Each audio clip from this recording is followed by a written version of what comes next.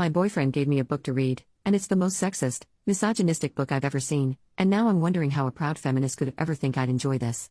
I, 25 female, met my boyfriend, 37 male, in our master's program. We became friends over this past year, and started dating and becoming serious shortly before I left the state for a summer internship. He gifted me a book to read, saying it was one he liked.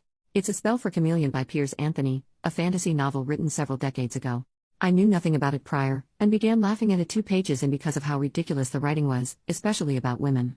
We video chatted after I got through the first chapter, and I tried respectfully explaining my doubts about the book. He made a deal with me, knowing I'm a big Harry Potter fan. He promised to give the Harry Potter series a chance, starting with Philosopher's Stone, if I gave his book a chance and kept reading.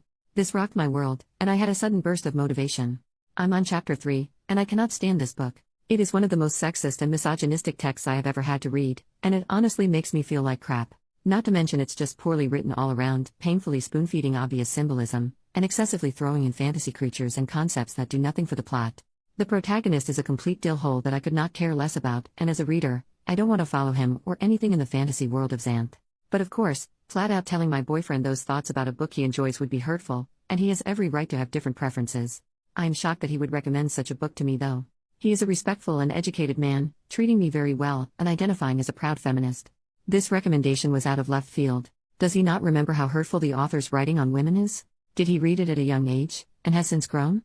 I can't expect him to hold his end of the bargain and read Harry Potter, which is fine, especially if it means not having to put myself through Piers Anthony's poor excuse for writing ever again.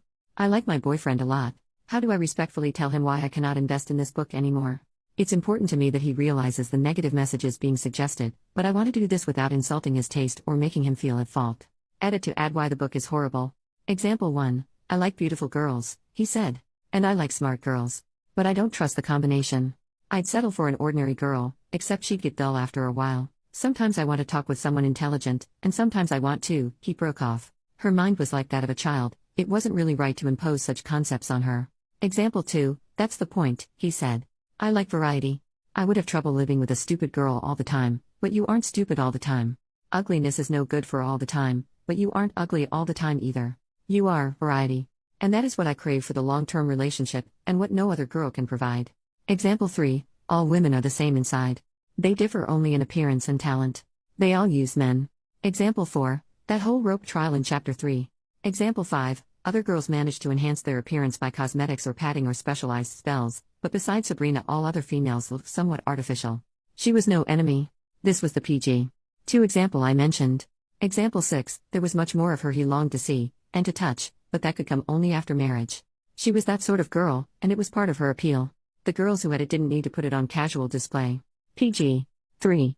Update 3 days later. I went through every comment, and took them all into consideration. Thank you all for your thoughts. We video chatted the other night, and the topic came up. I started by saying I liked him a lot and really do appreciate how much he's willing to share with me. He caught on to where I was going with this, and started laughing. Then I started laughing. And I realized how silly small of a thing this all was. I guess I didn't want to risk hurting his feelings. When the reason why I didn't like the book came up, I explained, and he totally understood.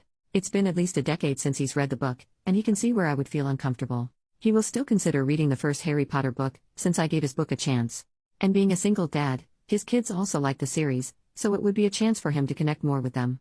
I ended by saying that I hope this doesn't discourage him from sharing more things he likes. He said, if anything, it encourages me to find more that you'll appreciate. Cue heart flutters. New update 8 years later. Hi. It's hilarious this post is being shared because it's from such a different time in my life. Your instincts are right. This relationship only lasted a monthish after this post. I took an opportunity to live and study abroad for a few months, and it was clear that he didn't want anything that deep, dodged any conversation that required vulnerability, didn't like that I wasn't always 100% perky, etc. I also had a rough breakup before this, and wasn't making the best judgment calls when it came to dating. I could have caught a few more things about him that give similar concerns now as this book recommendation then. So I called it off. Oh my god, then he suddenly wanted to make it work, and kept it up for over a year after the breakup. We weren't even together that long. He would text me as if we never ended, and I would shut it down. He eventually stopped, but I still get occasional notifications on LinkedIn that he viewed my profile. I'm now happily married to someone my age. Not knocking appropriate relationships with age gap, I'm good friends with a couple who are 12 years apart, but I dodged a bullet, folks. Thanks for giving me a good laugh with this flashback.